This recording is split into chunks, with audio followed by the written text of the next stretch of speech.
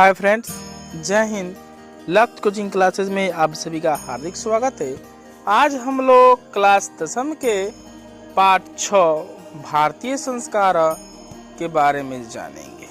इसकी हिंदी व्याख्या प्लस भारतीय संस्कारों को जानेंगे कि आखिर भारतीय संस्कार होते क्या हैं और उनके अंतर्गत कौन कौन से क्रियाकलाप किए जाते हैं। तो भारतीय संस्कार मुख्य रूप से 16 होते हैं। चलिए तो उन 16 भारतीय संस्कारों के पहले नाम जानते हैं। एक होता है गर्भधारण संस्कार, दो नंबर होता है पुंसवन संस्कार, तीसरा होता है सीमांतोन्नयनम संस्कार, चौथा होता है जात कर्म संस्कार, पांचवा होता है नामकरण संस्कार, छठा होता है निष्कर्मण संस्कार, सातवां होता है अन्नप्राशन संस्कार, आठवां होता है मुंडन या चूड़ा कर्म संस्कार, नौवां होता है विदा आरंभ संस्कार, 10वां होता है कर्णवेद संस्कार, 11वां होता है यज्ञोपवीत संस्कार, 12वां होता है वेदा आरंभ संस्कार, 13वां होता है केशांत संस्कार, 14 नंबर होता है समावर्तन संस्कार, 15 होता है विवाह संस्कार और 16 होता है अंत्येष्टि संस्कार यानी श्राद्ध संस्कार। यह मुख्य रूप से भारत में 16 संस्कार मनाए जाते हैं। अब हम लोग पाठ पढ़ने से पहले सबसे पहले इन संस्कारों की बारे में जान जाते हैं। पहला संस्कार है गर्भधारण संस्कार। यह बालक के जन्म से पूर्व किया जाने वाला प्रथम संस्कार है। पितृ ऋण से उऋण होने के लिए संतानोत्पत्ति हेतु की जाने वाली प्रथम प्रक्रिया है। मतलब इस संसार में जितने भी पुरुष जन्म लिए हैं वे जब तक अपनी शिशु उत्पन्न नहीं करते हैं तब तक उनका जीवन व्यर्थ माना जाता है या पितृ ऋण से वे दबे रहते हैं।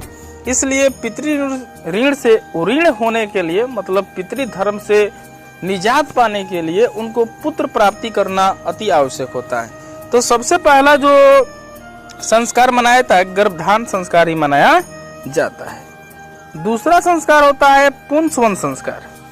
इस संस्कार के अंतर्गत पुत्र प्राप्ति हेतु मंत्रोच्चारण द्वारा किया जाने वाला यह संस्कार होता है। मतलब पुत्र प्राप्ति हेतु मंत्रोच्चारण कहता है, मतलब मंत्र कराता है कि हे भगवान कि हमको एक पुत्र की प्राप्ति हो जाए। जैसे में आप लोग देखे होंगे कि बहुत सारे लोगों को पुत्र की प्राप्ति नहीं होती है तो वे मंदिरों, मस्जिदों, चर्च, गिरजाघर इत्यादि जगहों पर जाकर वे पुत्र की प्राप्ति के लिए भगवान ईश्वर अल्लाह की वंदना करते रहते हैं। तीसरा जो संस्कार आता है सीमांतोन्नयनम संस्कार होता है। इस संस्कार में जो होता है गर्भधारण जो स्त्री कर लेती है उसको भूत प्रेत आदि बाधाओं से बचाने और गर्भ की रक्षा हेतु इस संस्कार को 3 से 8वें माह के मध्य किया जाता था। पहले किया जाता था, अब इतना संस्कार को मनाया नहीं जाता है। और इस संस्कार में गर्भवती स्त्री की विशेष खुशी हेतु सजाया संवारा जाता था। मतलब घर को जैसे में आज भी देखिएगा जब स्त्रियां गर्भ धारण कर लेती है तो उस घरों को बच्चों के खिलौनों से भर दिया जाता है या वीर पुरुषों या विभिन्न तरह की आकृति वाले चित्रों को घरों में सजा दिया जाता है ताकि जो पुत्र हो उसी के अनुरूप हो।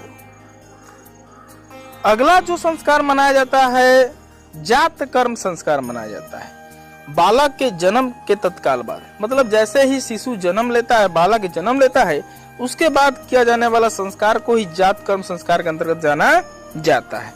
इसमें बालक का पिता बालक को घृत या शहद चटाता था। मतलब प्रथम बार पिता अपने पुत्र को शहद खिलाते थे। किस संस्कार के अंतर्गत? जात कर्म संस्कार के अंतर्गत। उसके बाद कुछ दिनों के बाद नामकरण किया जाता था, नामकरण संस्कार मनाया जाता था। इसमें क्या होता था कि इस संस्कार में बच्चों का नाम रखा जाता था। मनुष्य स्मृति के अनुसार यह संस्कार बालक के जन्म के 10वें दिन किया जाता था। वहीं याज्ञवल्क्य के अनुसार यह संस्कार 11वें दिन किया जाना माना गया है। मतलब इसमें बच्चे का नाम रखा जाता है कि आखिर इस बच्चे का नाम रहेगा तो क्या रहेगा। इसके बाद जो संस्कार मनाया जाता था उस संस्कार का नाम है निष्कर्मण संस्कार। यह जन्म के चौथे सप्ताह मतलब 28वें या 1 मंथ में किया जाता है। इसमें बालक को पहली बार घर से बाहर ले जाया जाता है और सूर्य के दर्शन कराया जाता है, मतलब घर से बाहर निकालने के लायक हो जाता है। अगला जो संस्कार किया जाता है अन्नप्राशन संस्कार किया जाता है। इसमें बालक के जन्म के 6 माह बाद होता है, जब बालक को पहली बार अन्न खिलाया जाता है। यहाँ पे जो आजकल के संस्कार मनाए जाते हैं इसमें बालक के मम्मा जी आते हैं और बच्चे को पहली बार अपने हाथों से कुछ खिलाते हैं। कहा जाता है कि इस समय बालक के दांत भी निकलने लगते हैं। अगला जो संस्कार मनाया जाता है चूड़ाकरण या चौलकर्म संस्कार मनाया जाता है। इसमें क्या होता है कि यह संस्कार बच्चों के जन्म के प्रथम वर्ष अथवा तीसरे वर्ष की समाप्ति के पूर्व किया जाता था। पहले किया जाता था जिसमें बालक के सर का मुंडन किया जाता था, मतलब बाल को पूर्णतः हटा दिया जाता था, मतलब उस बालक को छिलमुंडा कर दिया जाता था, जिसमें बालक के सर का मुंडन किया जाता था। इसे हम मुंडन संस्कार के नाम से भी जानते हैं। इसके पीछे भी भावना बच्चे को स्वच्छता का ज्ञान कराना था कि बड़े बड़े बाल जो रहेंगे उससे आपको मन नहीं लगेगा पढ़ने लिखने में या कुछ भी काम करने में मन नहीं लगेगा, इसलिए उस समय बालक जो होते थे उनके मुंडन कराया जाता था, यानी छिलमुंडा कर दिया जाता था। अगला जो संस्कार मनाया जाता था कर्णभेद संस्कार। यह एक अनिवार्य संस्कार था जिसे बालक के 10वें दिन से लेकर 5 वर्ष तक किया जा सकता था। इसमें बालक के कान छेद कर उसमें कुंडल पहनाए जाते थे। वर्ण के आधार पर कर्ण छेदन की सुई की धातु में भेद किया गया था। क्षत्रिय का कर्ण छेदन सोने की सुई से, ब्राह्मण का एवं वैश्य का चांदी की सुई से और शूद्र की लोहे की सुई से कर्ण भेदा जाता था और कर्ण कुंडल पहनाया जाता था।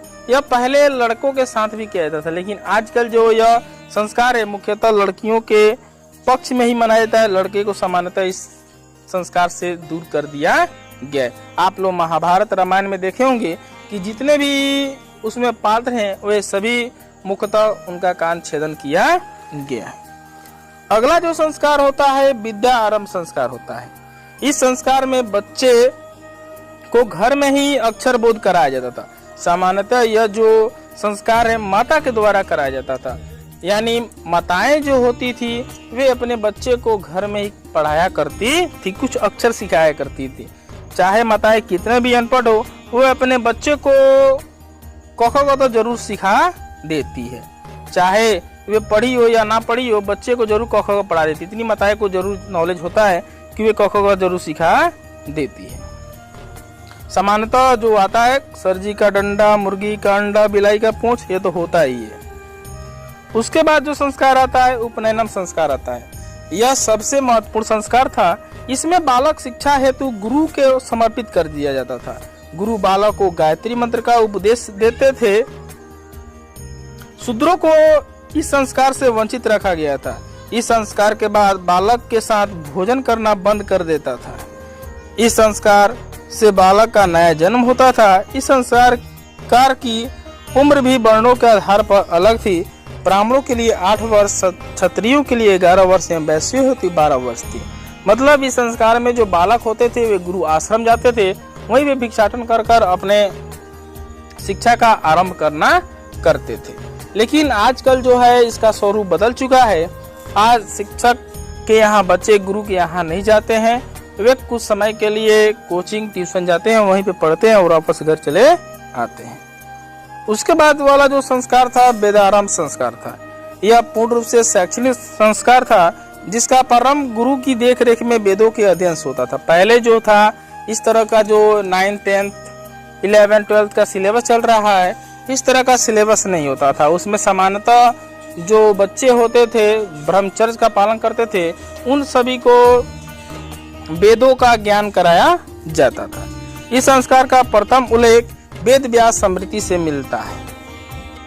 अगला जो संस्कार है केशांत यानी गोदान संस्कार है। जब बालक 16 वर्ष को हो जाता था तो पहली बार उसकी दाढ़ी मूछ काटी जाती थी और वह अपने गुरु को गुरु दक्षिणा में गाय दान देता था। इसलिए इसे गोदान संस्कार भी कहा जाता है। अगला जो संस्कार था समावर्तन संस्कार था। यह संस्कार गुरु के आश्रम से अध्ययन समाप्त कर लौटने पर होता था। यह संस्कार बालक की शिक्षा के पूर्ण होने का सूचक।